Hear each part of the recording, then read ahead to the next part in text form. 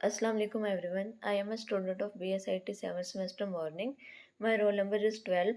मेरा आज का टॉपिक है एचआरएम के फंक्शंस, एचआरएम के इम्पोर्टेंस, उसके फैक्टर्स और हम अपनी ज़िंदगी में एचआरएम को क्यों इम्पोर्टेंस देते हैं, क्यों कंसर्न करते हैं।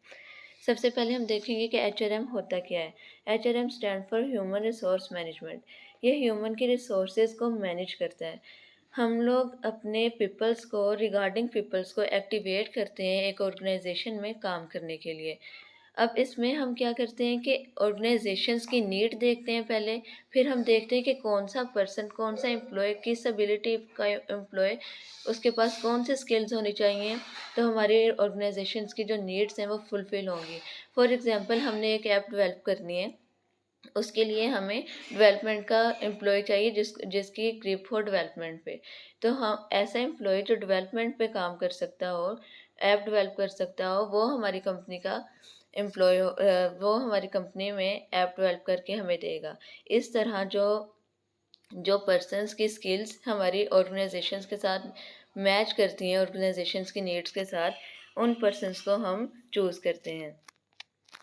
इसके बाद हम देखते हैं इसके कंपोनेंट्स। इसके 3 कंपोनेंट्स हैं, इसके नाम से भी पता चल रहा है, ह्यूमन रिसोर्स मैनेजमेंट। और इसके यही 3 कंपोनेंट्स हैं, इसको हम फर्दर डिफाइन करते हैं। ह्यूमंस क्या है? होमो सैपियंस हैं, सोशल एनिमल हैं। रिसोर्स क्या है? ह्यूमन इटसेल्फ खुद एक रिसोर्स है।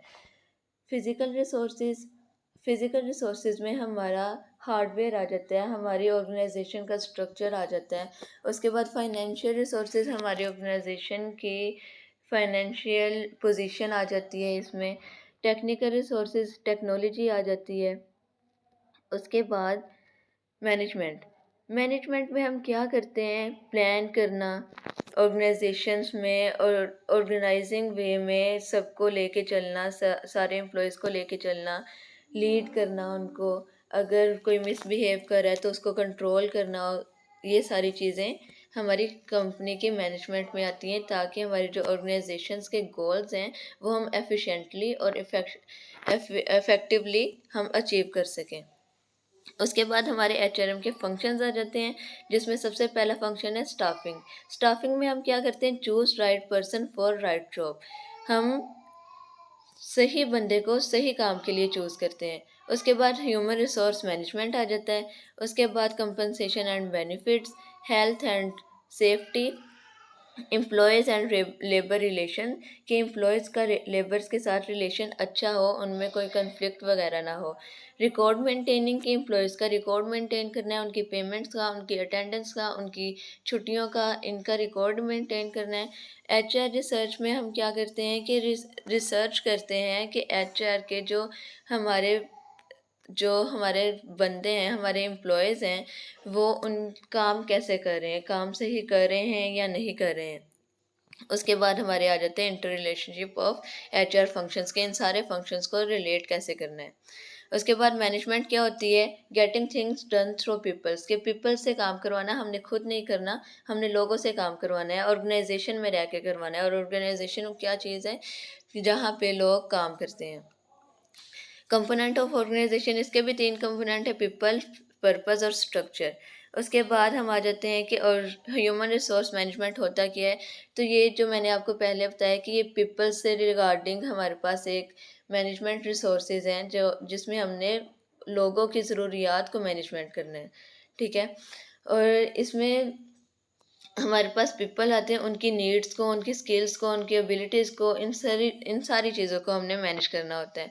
इसकी इम्पोर्टेंस क्या है कि एक ऑर्गेनाइजेशन को बनाने के लिए और उसको चलाने के लिए सबसे ज़्यादा इम्पोर्टेंट चीज़ है एचआरएम, जो हमारी अब पहले इतना एचआरएम पे गौर नहीं किया जाता था, ह्यूमन के रिसोर्सेज पे इतना ज़्यादा तवज्जो नहीं दिया जाता था, लेकिन अब इस चीज़ पर बहुत ज़्यादा फोकस किया जा रहा है। हमारा मोस्टली जो हमारा टाइम है ऑर्गेनाइजेशंस में स्पेंड होता है। हम ऑर्गेनाइजेशंस में एज अ मेंबर जाते हैं, एज अ एम्प्लॉय जाते हैं, एज अ कस्टमर जाते हैं, एज अ क्लाइंट जाते हैं। हमारा सारा ज़िंदगी का ज़्यादा हिस्सा ऑर्गेनाइजेशंस में ही गुजरता है। जैसे हम पढ़ रहे हैं, ऑर्गेनाइजेशन में जाके पढ़ रहे हैं, तो हमारा ऑर्गेनाइजेशन से वास्ता पड़ रहा है। हमने कोई काम करना है, हमने कोई वेब डेवलपमेंट का कोर्स सीखना है तो हमने ऑर्गेनाइजेशंस में जाके सीखना है, सॉफ्टवेयर हाउसेस में जाके सीखना है, वो भी हमारी ऑर्गेनाइजेशंस हैं। हमारा बैंक से इतना मतलब बैंक में इतना आना जाना होता है, वो भी एक ऑर्गेनाइजेशन है।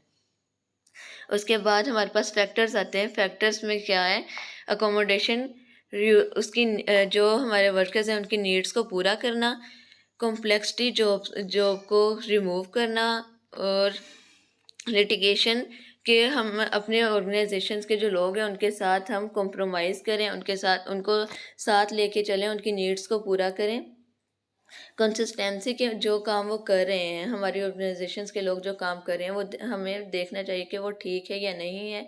अगर ठीक ना हो तो उनको हमें गाइड करना चाहिए। उसके बाद एक्सपर्टाइज के एक्सपर्ट बंदा हायर करना चाहिए। ये नहीं कि अगर कोई बंदा टाइपिंग में एक्सपर्ट है तो मैं उसको मैनेजमेंट में रख लूँ, नहीं, उसको टाइपिस्ट एज अ टाइपिस्ट ही मैं हायर करूँगी।